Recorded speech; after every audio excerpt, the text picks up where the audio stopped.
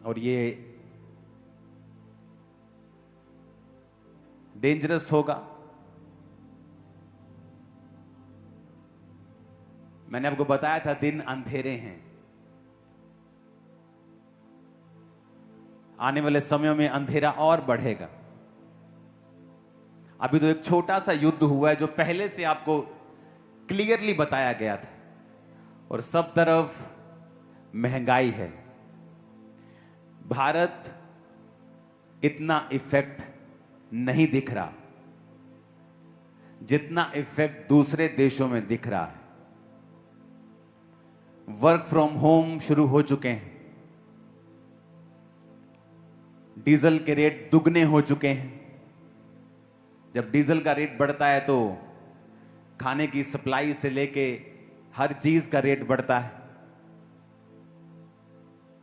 आने वाले समयों में जो फॉरेनर्स हैं वो इतना इकोनॉमिक प्रेशर के नीचे होंगे कि फ्यूचर में जो सरकारें हैं फॉरेन, खासकर जो फॉरेनर्स हैं और खासकर जो गोरे लोग हैं, उनकी सरकारों को एक स्पेशल लोन अपने लोगों को देना पड़ेगा फ्यूचर में। नहीं तो जो लोग हैं जो मैं देख रहा हूं फ्यूचर में सरवाइव नहीं कर पाएंगे। वो ग्रोसरीज नहीं खरीद पाएंगे, रेंट पे नहीं कर पाएंगे।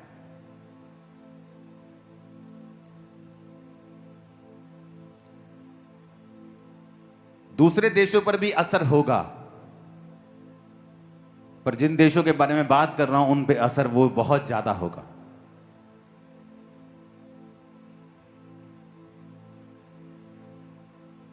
पुराने समय में अकाल पड़ते थे,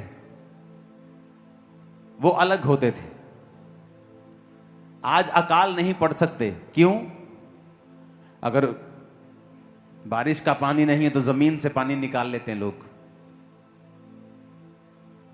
लेकिन आज यही अकाल है,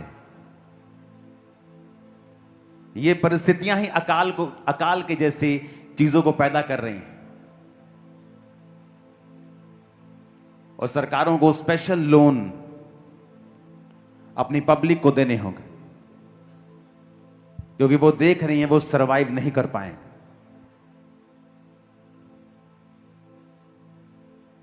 चाहे आप ऑस्ट्रेलियन कॉन्टिनेंट की बात कर लो, अमेरिकन कॉन्टिनेंट की बात कर लो, आप देखोगे किस तरह से लोग दुखी होंगे। जब एलिया के समय में अकाल पड़ा तो वचन कहता है वो विधवा के पास भेजा गया और उसने कहा तेरे पास जो एक मुट्ठी आटा है, एक कुप्पी तेल है, इसका खाना मुझे खिला। और वचन कहता है जब उसने खिलाया ना तो उसका तेल खत्म हुआ ना मैदा खत्म हुआ। अब जो मैं आपसे कह रहा हूं, फ्यूचर में अगर आप चाहते हो कि आप सरवाइव कर पाओ, आपके बच्चे, आपका फाइनेंस बिजनेस सरवाइव कर पाए, अपने बोने को उतना बढ़ाओ जितना आज तक आपने कभी बढ़ाया ना हो। मैं ये पर्सनल अप्लाई कर रहा हूं अपने बैंक अकाउंट के साथ और गिविंग के साथ, क्योंकि और कोई इसका हल नहीं है। जितने घर, जितने जेब, फाइनेंसेस गॉस्पेल के साथ जुड़े हुए होंगे उन पर इन मंदियों का कोई असर नहीं होगा। मैं आपको बता रहा हूं, और उन पर कोई असर नहीं होगा।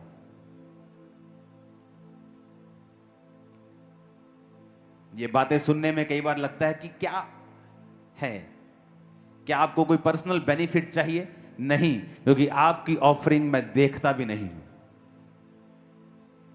जिन लोगों को मेरी पर्सनल ब्लेसिंग से प्रॉब्लम है उनको रहे प्रॉब्लम, लेकिन वो ब्लेसिंग आपके चर्च के पैसे से मेरे पास नहीं आती।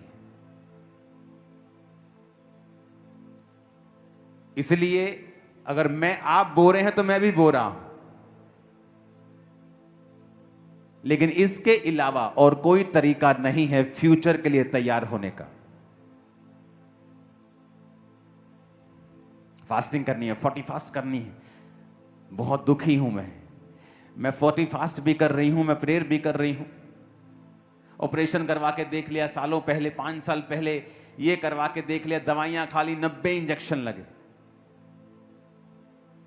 लेकिन इंस्ट्रक्शन सेवा कर, क्योंकि जो परमेश्वर की इंस्ट्रक्शन होती है वो बड़ी डिफरेंट होती है। अलीशा कहता है जा 7 डुबकियां मार ले। वो नाराज हो गया, कहता मैंने तो ये स्टोरी सुनी है कि मैन ऑफ गॉड बाहर आके हाथ रखेंगे सिर के ऊपर, पर ये तो मिले भी नहीं, हेलो हाय भी नहीं की, चाय का कप नहीं पूछा, अंदर से भी खुद भी नहीं आए, किसी को भेज दिया। रास्ते में गुस्सा करके जा रहा है। उसका नौकर समझदार था, कहता अगर कोई तुझे वो बड़ी कठिन बात कहता तू ना करता।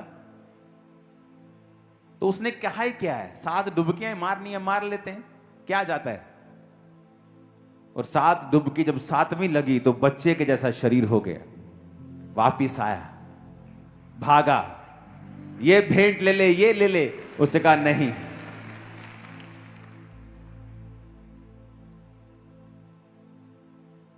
क्योंकि इंस्ट्रक्शन जो होती हैं आपको पहले मिल जाती है। एक समय था आप चर्च अटेंड नहीं करते, प्रार्थना थोड़ा बहुत नहीं करते थे, चलता था। एक समय आ गया कोविड के टाइम कि आपको पूरी तरह से परमेश्वर में जुड़ना है। अब फ्यूचर में वो समय है कि जो फैमिलीज टाइदिंग में नहीं हैं, बोने में नहीं हैं, सेवा में नहीं हैं, उनको सो मेनी ट्रबल्स का सामना करना पड़ेगा, क्योंकि आने वाला माहौल मुश्किल है, हार्ड है, वेरी हार्ड। और अभी पहले हम कछुए की चाल से उस हार्डनेस की तरफ जा रहे थे, और अब हमारी चाल थोड़ी तेज हो गई।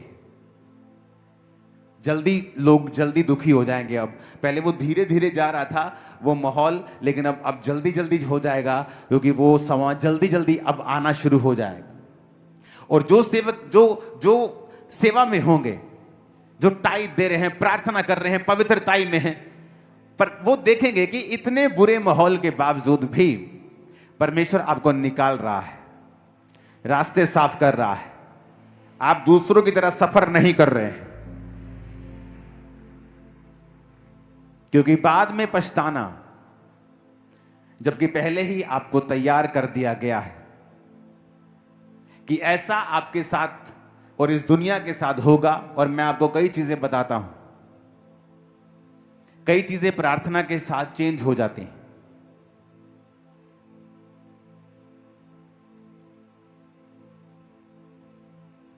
कई चीजें, जिस तरह 15 साल की उम्र का बढ़ना, हिजकिय्याह को अगर आप पढ़ते हैं,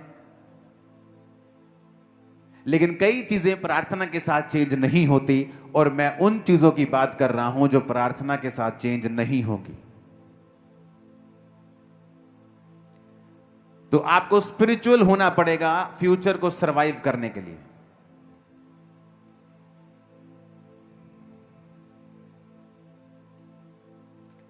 फूड बहुत बड़ी प्रॉब्लम होगी,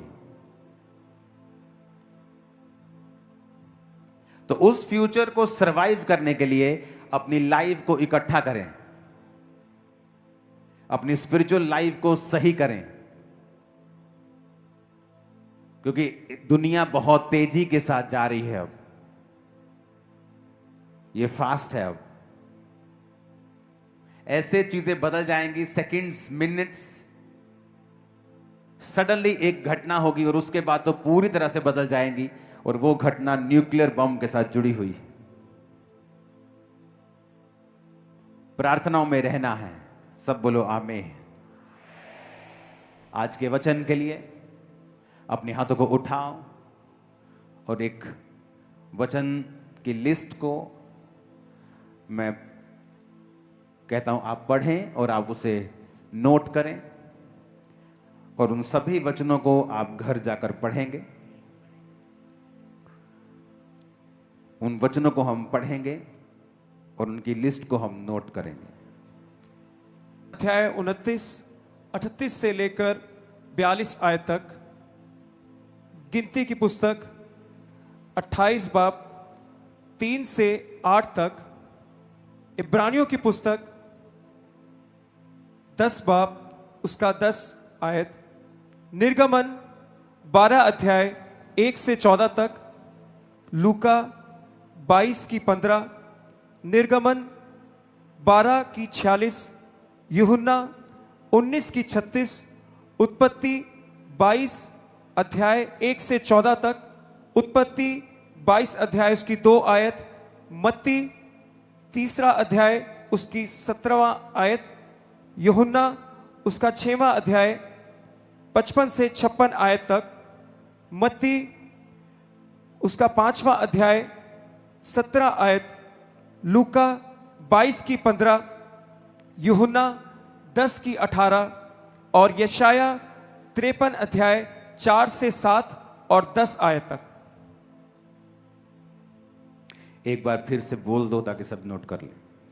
निर्गमन 29 उसका 38 से 42 तक, गिनती उसकी 28 से 3 से 8 तक, इब्रानियों उसका 10 अध्याय 10वीं आयत, निर्गमन 12 अध्याय 1 से 14 तक, लूका 22 अध्याय उसकी 15वीं आयत, निर्गमन 12 अध्याय 46 आयत, यूहन्ना 19 की 36, उत्पत्ति 22 1 से 14 तक, उत्पत्ति 22 उसका 2 आयत, मत्ती 3 अध्याय उसकी 17 आयत, यूहन्ना 6वां अध्याय 55 से 56 आयत तक, मत्ती 5 और उसकी 17 आयत, लूका 22 की 15, यूहन्ना 10 की 18 और यशाया 53 4 से 7 और 10 आयत तक।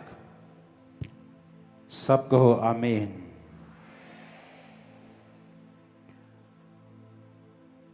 लूका 22 उसकी 15 को हम पढ़ेंगे। यीशु ने उनसे कहा, मुझे बड़ी लालसा थी कि दुख भोगने से पहले ये फसह मैं तुम्हारे साथ खाऊं।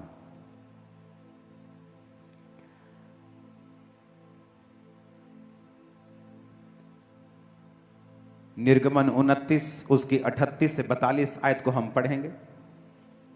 इसमें लिखा है, पुराने नियम में परमेश्वर ने एक वचन दिया था कि जो वेदी पर तुझे नित्य चढ़ाना होगा वो ये है, प्रतिदिन एक एक वर्ष के 2 भेड़ के बच्चे, एक के भेड़ के बच्चे को भोर के समय और दूसरे को गोधूली के समय चढ़ाना।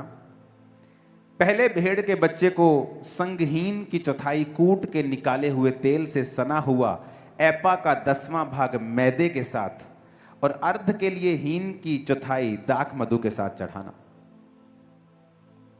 तो पुराने नियम में परमेश्वर ने कहा था, जब तुम भेड़ के बच्चे को चढ़ाना तो उसको मैदे के साथ चढ़ाना और दाख मधु या दाख रस आप बोल सकते हैं उसके साथ चढ़ाना। तो वचन कहता है कि जीसस क्राइस्ट जब चेलों के साथ बैठे थे तो क्या दिया था चेलों को? रोटी यानी मैदा, प्याला यानी दाखरस, और भेड़ परमेश्वर खुद थे। वचन कहता है कि जब परमेश्वर ने कहा कि मैं भविष्यद्वक्ताओं की पुस्तक को लोप करने नहीं आया हूं। अगर आपको आज का वचन समझना है तो आपको इसे घर जाकर इनकी आयतें भी पढ़नी होंगी। यीशु मसीह ने कहा था मत्ती 5:17 में, ये ना समझ में व्यवस्था या भविष्यद्वक्ताओं की पुस्तकों को लोप करने आया हूं, मैं वरन इनको पूरा करने आया हूं। तो एक भेड़ को जब चढ़ाना है तो मैदे के साथ और दाखरस के साथ, और इसीलिए जीसस क्राइस्ट ने उस मेज के ऊपर वो भेड़ खुद था और मैदा लिया और दाखरस लिया और लिखा, एक ही बार सबके लिए अपने आप को कुर्बान कर दिया। सब बोलो आमीन। और इसलिए जीसस ने कहा था, ये लो मेरा लहू, ये दाखरस लो, ये मेरा लहू है, ये लो रोटी, ये मेरा शरीर है जो तुम्हारे लिए तोड़ा जाता है। अगर आप पुराने नियम में देखें तो परमेश्वर ने एक एक वचन को पूरा किया, बल्कि उसे ओवरलुक नहीं किया, उसे मिटाया नहीं, वरन उसे पूरा किया। वचन कहता है कि जब अब्राहम को परमेश्वर ने कहा जा और अपने बेटे को कुर्बान होने के लिए चढ़ा दे, तो वचन कहता है कि अब्राहम, उत्पत्ति 22 उसकी 6 आयत को हम पढ़ेंगे। लिखा, अब्राहम ने होम बलि की लकड़ी ले अपने पुत्र इसहाक पर लाद दी।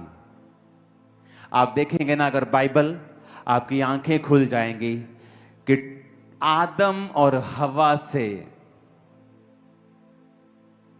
परमेश्वर यीशु मसीह की कुर्बानी का जिक्र करता आया है। आज आप दुनिया को देखो, ऐसी बीमारियां, ऐसे डिप्रेशन मिलेंगे जो पहले कभी नहीं थे, क्योंकि पाप में हम आगे बढ़ गए हैं। पाप करने के लिए कहीं जाने की जरूरत नहीं, आपका मोबाइल बड़े से बड़ा पाप आपको करवा सकता है। और जब आदम और हवा ने पाप किया तो परमेश्वर ने चमड़े के अंग रखे बनाकर उनके अंगों के ऊपर लपेट कर उनके नंगेपन को दूर किया। वो चमड़ा कहां से आया? क्योंकि एक भेड़ कुर्बान की गई थी। यहां पर उसने कहा, अब्राहम अपने बेटे को मेरे लिए कुर्बान कर, जिससे तू बहुत प्यार करता है। और लिखा कि अब्राहम ने होम बलि की लकड़ी अपने पुत्र इसहाक पर लाद दी। क्यों लादी उसने लकड़ी इसहाक के ऊपर? गधे के साथ क्यों नहीं चला गया वो? क्योंकि जब उसने इसहाक के ऊपर लकड़ी को लादा तो ये एक भविष्यवाणी थी कि यीशु मसीह के ऊपर भी लकड़ी को लादा जाएगा। जिस तरह इब्राहिम का बेटा इसहाक कुर्बान होने जा रहा है, बाप का बेटा कुर्बान होने के लिए जाएगा।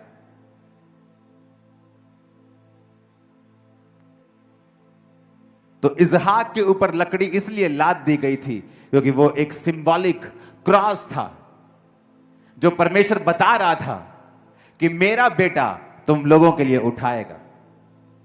ऊंची आवाज में को हालेलुया। अगर आप देखेंगे तो उसके बाद जब भेड़ नहीं थी तो उसके पुत्र ने पूछा कि भेड़ कहां है? लकड़ी तो मेरे पे लाद दी, छुरी ले ली, आग ले ली है, पर भेड़ कहां है? तो अब्राहम ने कहा था 8 आयत में, हे मेरे पुत्र, परमेश्वर होम बलि की भेड़ का उपाय आप भी करेगा। यानी परमेश्वर खुद इस जगत के लिए खुद एक भेड़ को भेजेगा, एक लैम्ब को भेजेगा, एक मेमने को भेजेगा जो आपके लिए कुर्बान होगा। आप बाइबल की पहली आयत को खोल लीजिए, आपको वहां भी जीसस क्राइस्ट मिलेंगे।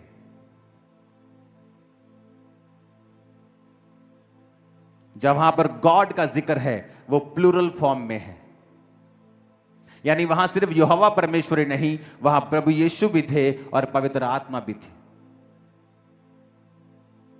जब परमेश्वर ने कहा उजाला हो जाए, तो जीसस क्राइस्ट वो वर्ड थे जिसके कारण वो उजाला हुआ। और यूहन्ना में लिखा गया है कि वचन के बिना कुछ भी पैदा नहीं हुआ। और जब आदम बनाया, फिर जीसस क्राइस्ट अपीयर हुए और उनको कुर्बान किया गया।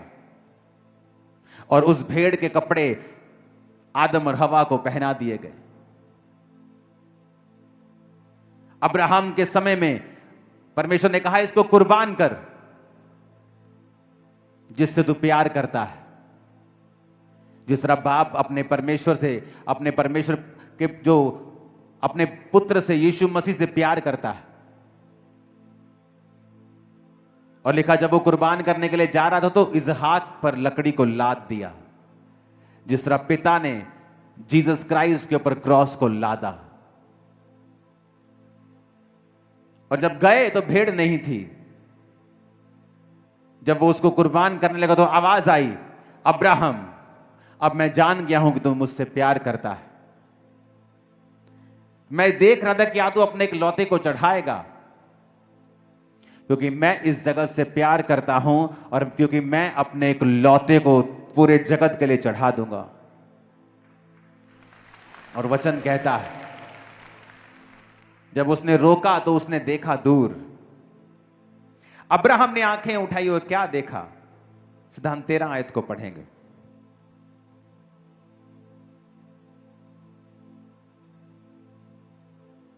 उत्पत्ति 22 उसकी 13।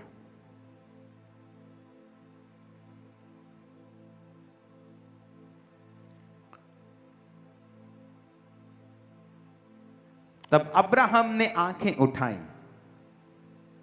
और क्या देखा कि उसके पीछे एक मेढ़ा अपने सींगों से एक झाड़ी में फंसा हुआ।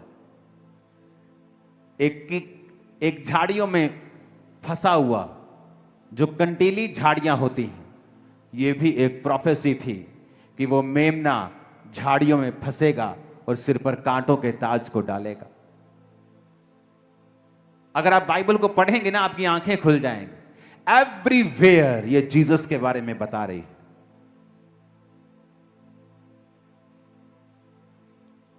उन झाड़ियों के अंदर उसके सींग फंसे थे। अब सिंपल झाड़ियां, जो प्लेन झाड़ियां होती है, उसमें कोई फंसता नहीं है, लेकिन वो कांटेदार कंटीली झाड़ियां जिसमें फंसा हुआ था। जिस तरह जीसस के सिर के ऊपर जब आप देखते हो कांटों का ताज डाला गया था। ऊंची आवाज में कहो हालेलुया। ये एक मैसेज था कि एक लौता बेटा, जिस तरह तूने चढ़ाया है, मैं जान गया हूं तू मुझसे प्यार करता है, मैं भी अपने एक लौते को दुनिया के लिए चढ़ाऊंगा और ये लोग जान जाएंगे मैं उनसे प्यार करता हूं। आज कैसे मिरेकल्स हो रहे हैं? क्यों हो रहे हैं? क्योंकि मैंने प्रेयर की? नहीं, क्योंकि यीशु मसीह ने कोड़े खाए हैं, कांटों का ताज पहना है, कुर्बान हुआ है। ऊंची आवाज में कहो हालेलुया। जबकि उस भेड़ को मैदे के साथ और दाखरस के साथ चढ़ाना था, तो इसलिए परमेश्वर ने एक हाथ में रोटी ली और एक हाथ में दाखरस लिया। वो तो दिखा रहा था कि शुरू से जो पिता तुमको करने के लिए कह रहा था उसमें मैं था। अब तुम्हें भेड़ों को कुर्बान करने की जरूरत नहीं, अब मैं आ गया हूं। अब एक ही बार के लिए मैं कुर्बान होऊंगा और सबके लिए कुर्बान होऊंगा। तुम्हारी पाप बलि भी मैं हूं, तुम्हारी होम बलि भी मैं हूं, तुम्हारी मेल बलि भी मैं हूं। सब तरह की बलियों को मेरे अंदर तुम देखो और अब मैं तुम्हारे लिए कुर्बान होगा। और जो कोई इस कुर्बानी को स्वीकार करेगा उसके पाप माफ होंगे और उसका शरीर चंगा होगा। और पाप सबसे बड़ी बीमारी है इस दुनिया की राइट नाउ, पहले भी थी। ऊंची आवाज में कहो हालेलुया। अगर आप बाइबल को पढ़ेंगे, निर्गमन 12 उसकी 1 से 14 आयत को, तो परमेश्वर ने उसमें भी जब इजरायलियों को छुड़ाना था तो कहा था, तुम जब भेड़ को खाओगे, मेमने को खाओगे,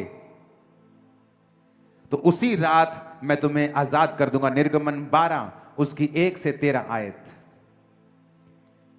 फिर यहोवा ने मिस्र देश में मूसा और हारून से कहा, यह महीना तुम लोगों के लिए आरंभ का ठहरे, अर्थात वर्ष का पहला महीना यही ठहरे। अब देखो, जब परमेश्वर ने लैम्ब को कुर्बान करना था तो परमेश्वर ने कहा मैं अब रीसेट कर रहा हूं। यह इतना इंपॉर्टेंट है कि तुम्हारा कैलेंडर ही मैंने चेंज कर दिया है। क्योंकि यहोवा पिता के दिमाग में 2 ही चीजें थी, एक आप और एक यीशु मसीह। और वो सब कुछ करता आया आपके इर्द गिर्द और यीशु मसीह के साथ। यीशु मसीह 2000 साल पहले आए, लेकिन अगर आप बाइबल में पढ़ेंगे वो पहली लाइन से आपको वहां मिलेंगे, पढ़ेंगे उसको। फिर यहोवा ने मिस्र देश में मूसा और हारून से कहा, यह महीना तुम लोगों के लिए आरंभ का ठहरे। Calendar change. अपने पड़ोसी को बोलो कैलेंडर चेंज हो गया। ऊंची आवाज में कहो, बोलो कैलेंडर चेंज, क्योंकि यह बहुत इंपॉर्टेंट एक घटना थी। आमीन। बोलो कैलेंडर चेंज हो गया। पढ़ेंगे आगे।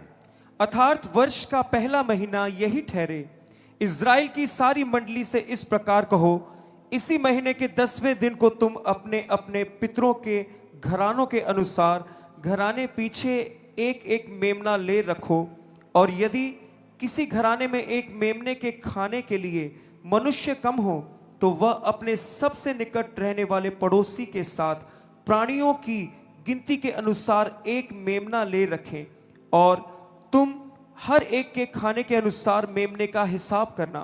तुम्हारा मेमना निर्दोष और 1 वर्ष का नर हो, और उसे चाहे भेड़ों में से लेना चाहे बकरियों में से, और इस महीने के 14वें दिन तक उसे रख छोड़ना।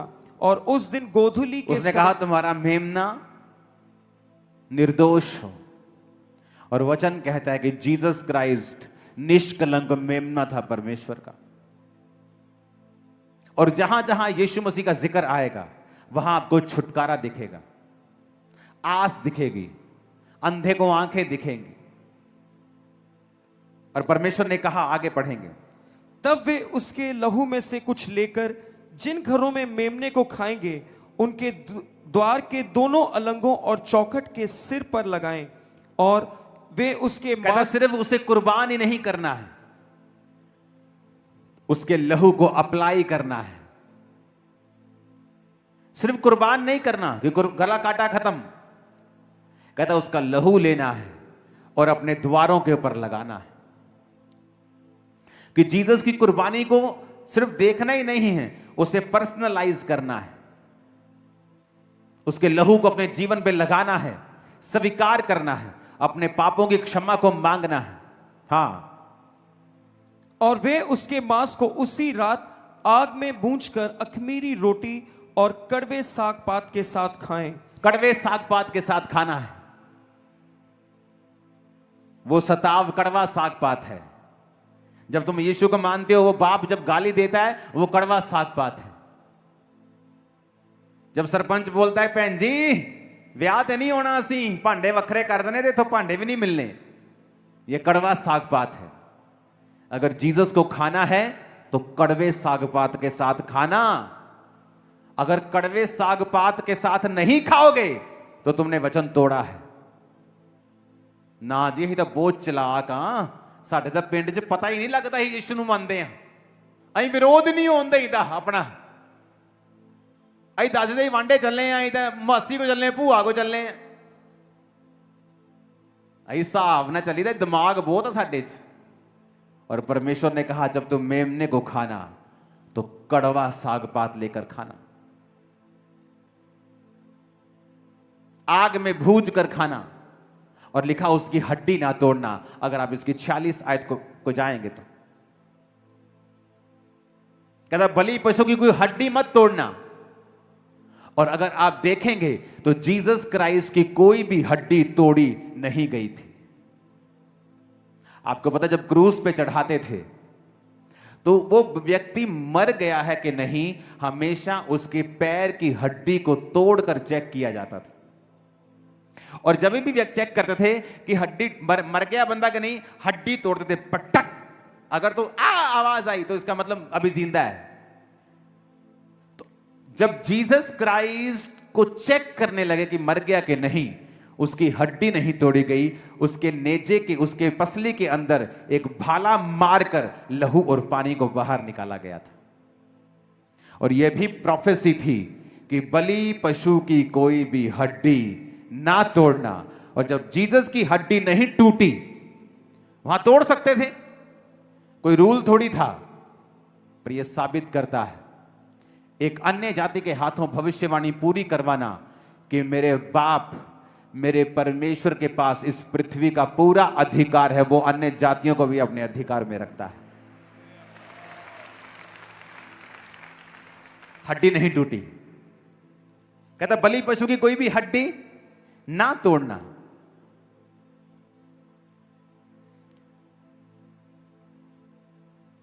और कहता इसे पूरे घराने के लोग इसे बलिदान करें और सब मिलके इसे खाएं।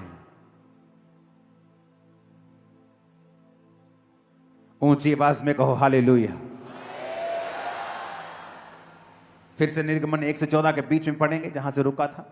उसको सिर, पैर और अंतड़ियों समेत आग में भूंजकर खाना, कच्चा या जल में कुछ भी पकाकर न खाना, और उसमें से कुछ भी सवेरे तक न रहने देना, और यदि कुछ सवेरे तक रह भी जाए तो उसे आग में जला देना। और उसके खाने की यह विधि है, कमर बांधे, पांव में जूती पहने और हाथ में लाठी लिए हुए उसे फुर्ती से खाना, वह तो यहोवा का पर्व होगा। आमीन। कमर बांधे, क्योंकि जहां जीसस क्राइस्ट को आप इज्जत देंगे, उसके वचन को पूरा करेंगे, परमेश्वर कहता वो रात तुम्हारे छुटकारे की रात होगी। कड़वा साग पात भूलना मत। जो यीशु के लिए सहना है उसे सहो, क्योंकि छुटकारा उसी के बाद आता है। वो जो शर्मिंदगी थी ना राजे की, वो शर्मिंदगी से आजादी उसी के बाद आती है। वो बीमारी की शर्मिंदगी हो, गरीबी की हो, शराबों की हो, कहता जब तू जीसस को खाएगा कड़वे साग पात के साथ। क्यों कहेगा परमेश्वर कड़वे साग पात के साथ खाना है? क्योंकि बाइबल में लिखा अगर तुम धर्मी जीवन व्यतीत करना चाहते हो तो सताए जाओगे। लोग तुम्हें बुरा कहेंगे, तुम्हारा नाम काट देंगे। धन्य हो तुम कि स्वर्ग में तुम्हारे लिए एक बड़ा प्रतिफल है। ऊंची आवाज में कहो आमीन।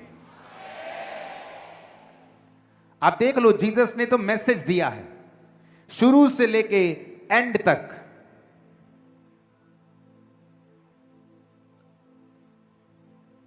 कि मैं ही हूं शुरू से, बीच में, 2000 साल पहले और अब भी मैं ही हूं। आप प्रभु भोज को लेंगे, कमर बांधे, सच्चाई से अपनी कमर कसनी। आगे, क्योंकि उस रात को मैं मिस्र देश के बीच कमर में, बांधे को फिर से पढ़ेंगे। उसे खाने की यह विधि है, कमर बांधे, पांव में जूती पहने, मेल की तैयारी के, गॉस्पल के जूते। आगे, और हाथ में लाठी लिए हुए उसे फुर्ती से खाना। वचन को हाथ में रखना है और फुर्ती से खाना है, जूतियां पहन के खाना है। परमेश्वर आपको आपका लाइफस्टाइल दे रहा है कि क्या करना है आप लोगों ने, और कैसे आप अपनी लाइफ में छुटकारे को ले सकते हैं। जीसस ने आपके लिए क्या किया है। आज प्रभु भोज आप लेंगे मेरे साथ कि प्रभु तूने कहा था जो मुझे खाएगा, यूहन्ना 6 उसकी 55 और 56 आयत, क्योंकि मेरा मांस वास्तव में खाने की वस्तु और मेरा लहू वास्तव में पीने की वस्तु। जो मेरा मांस खाता और लहू पीता वो मुझ में स्थिर बना रहता है और मैं उसमें। ऊंची आवाज में कहो आमीन। आपको समझ आ रहा है जो मैंने आपको समझाया है? आज बहुत लंबा वचन थे, इस शुरू से लेकर एंड तक। मेमने को चढ़ाना तो मैदा लेके आना और दाखरस लेके आना, और जीसस भी एंड में दाखरस और मैदे के साथ, और मेमना वो खुद है। कड़वे साग पात के साथ खाना, सताव सहना, दुख सहना, मेहनत करना, फास्टिंग करना, प्रार्थना करना।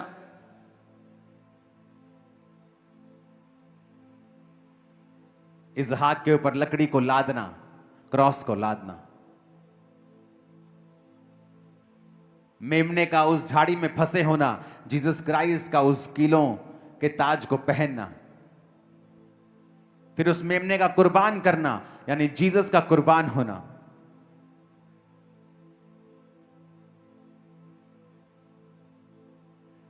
खुदावंद आपके संग हो और आपके परिवार के संग हो। अपने पड़ोसी को बोलो, जब मेमने को खाना, कड़वे साग पात के साथ खाना। क्रिश्चियनिटी में दुखों को उठाना, इसे आसान मत बनाना। आमीन। वो आपको विक्ट्रीज देगा, जय देगा, आशीषित करेगा, लेकिन इसका मतलब यह नहीं कि वो कड़वा साग पात आपकी लाइफ से निकाल दिया जाएगा। वो सबको खाना है। अगर आप क्रिश्चियन हैं रियल वाले, तो आपको खाना है। शुरू से लेके अब तक पूरी बाइबल जीसस क्राइस्ट और उसकी कुर्बानी के बारे में ही बताती आई है। वो चाहे आदम हवा में हो, अब्राहम के टाइम हो, पुराने नियम में हो, वो यीशु मसीह के बारे में ही बताती आई। जो लोग आज प्रभु यीशु मसीह को ग्रहण करते हैं, उसके लहू से अपने पापों को धोते हैं, उसको अपना उद्धारकर्ता ग्रहण करते हैं, फिर उस मेमने को खाते हैं, आप वो जीवन जियोगे जो आपके वंशों ने नहीं जिया है। वो छुटकारा होगा जो लोग चाहते हैं लेकिन पास नहीं, आपके पास होगा। आमीन, आमीन।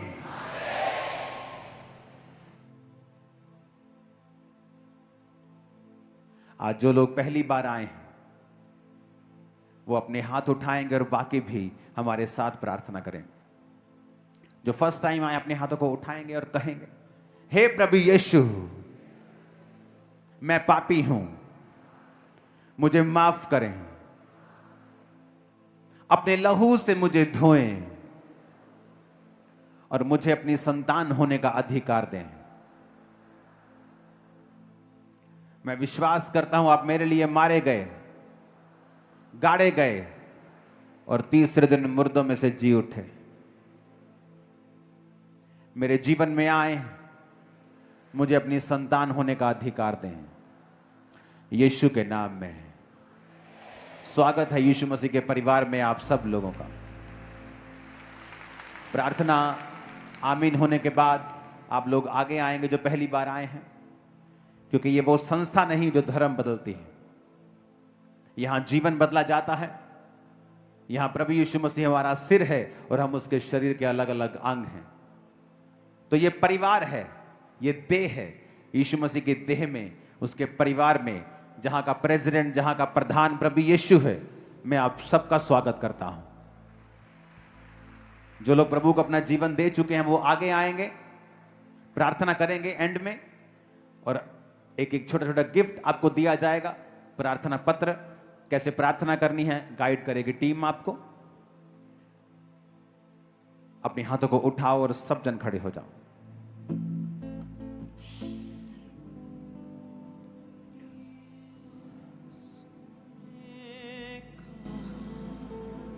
आप तैयार हो प्रभु भोज को लेने के लिए? कल के लिए भी एक्साइटेड हो कि नहीं? कल के लिए काफी चीजें हैं, सॉन्ग्स, प्ले। तो कल एक स्पेशल डे होगा, very beautiful day and night. तैयार हो प्रभु भोज के लिए? पता लग गया कैसे लेना है? पापों से क्षमा मांगकर क्यों लेना है?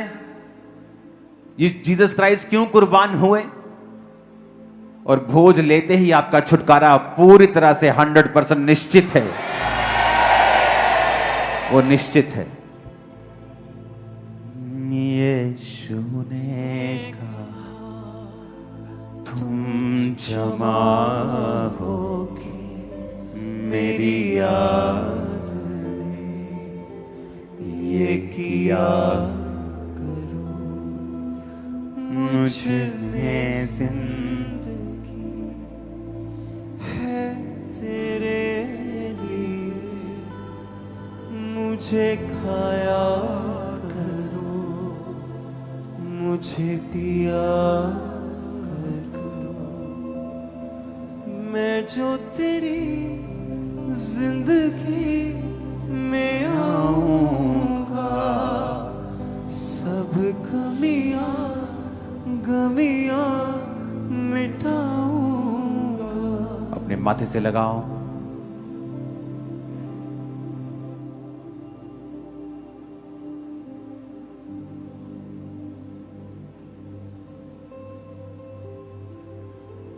प्रभु यीशु, उत्पत्ति से लेके प्रकाशित वाक्य तक तू ही तू है खुदावन। बाप ने तो पहले दिन से ही तेरी उपस्थिति के बारे में बताया था,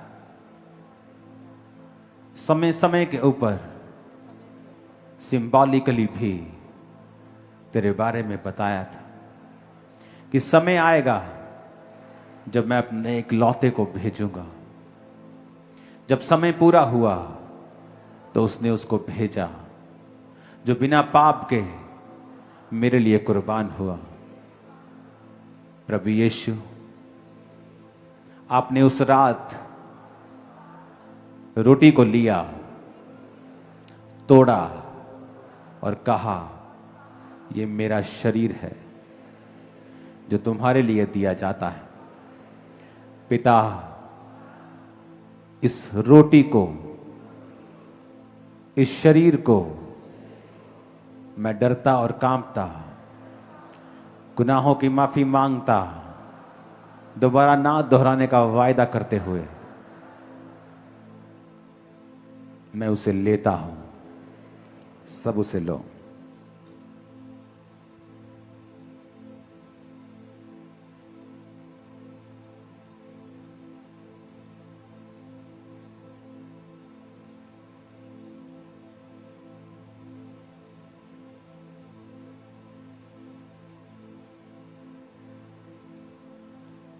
उस जूस की बोतल को खोलो।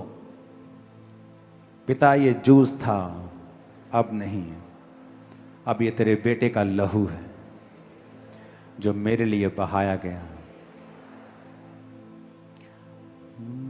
यीशु ने कहा, तुम जमा होके मेरी याद में ये किया करो, मुझे में जिंदगी।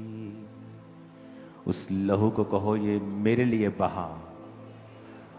मैं अपने गुनाहों के लिए क्षमा मांगता हुआ और जितने भी गुनाह अपने संगी भाइयों के जीवन मेरे से हुए उसकी क्षमा मांगते हुए, सब विश्वासी याद रखो, अगर आप अपनी आशीष को किसी विश्वासी को शर्मिंदा करने के लिए इस्तेमाल करते हैं तो आप यीशु मसीह के देह के अपराधी हैं और आप बीमार होंगे।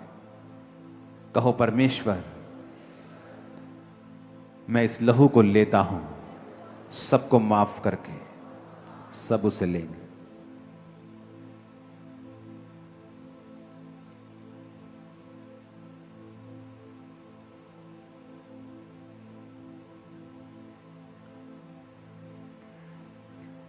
उठाओ अपने हाथों को। इस प्रभु भोज की बोतल्स को दोबारा हम यूज नहीं करते हैं प्रभु भोज के लिए, लेकिन आप इसे वापस दे के जाएंगे। अगर लेके जाना है तो इसे संभालेंगे, नहीं तो आप दे जाएं, ये बेटर है आपके लिए।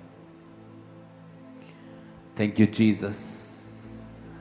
थैंक ईश्वर ने उसके सिवा दूसरा कोई चट्टान नहीं। जो कोई परमेश्वर पर, जो कोई यीशु मसीह पर भरोसा रखेगा वो कभी निराश नहीं होगा, वो कभी लज्जित नहीं होगा।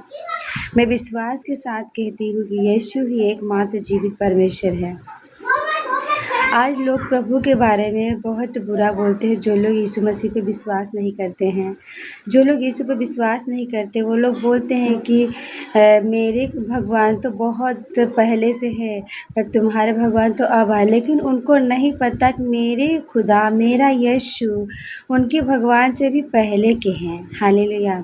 मेरा यीशु उनके भगवान से भी पहले के है। क्यों वो बाद में आए, इस धरती पे बाद में आए? क्योंकि हम मनुष्य को बचाने के लिए, क्योंकि हमारे जीवन से बहुत पाप होते हैं, इतना पाप होते हैं कि परमेश्वर से कहते हैं कि रहा ही नहीं गया। इसलिए प्रभु, और जब से सृष्टि बनी है, उत्पत्ति पढ़ेंगे कि जब से खुदावन ने सृष्टि बनाई है उसके बाद से ही आदम से ही, उसके बाद से ही परमेश्वर ने कहा है, वादा किया है, भविष्यवाणियाँ अपने दास भविष्यवक्ताओं के द्वारा बोला है कि हमारे उद्धारकर्ता यीशु आएंगे। हालेलुया।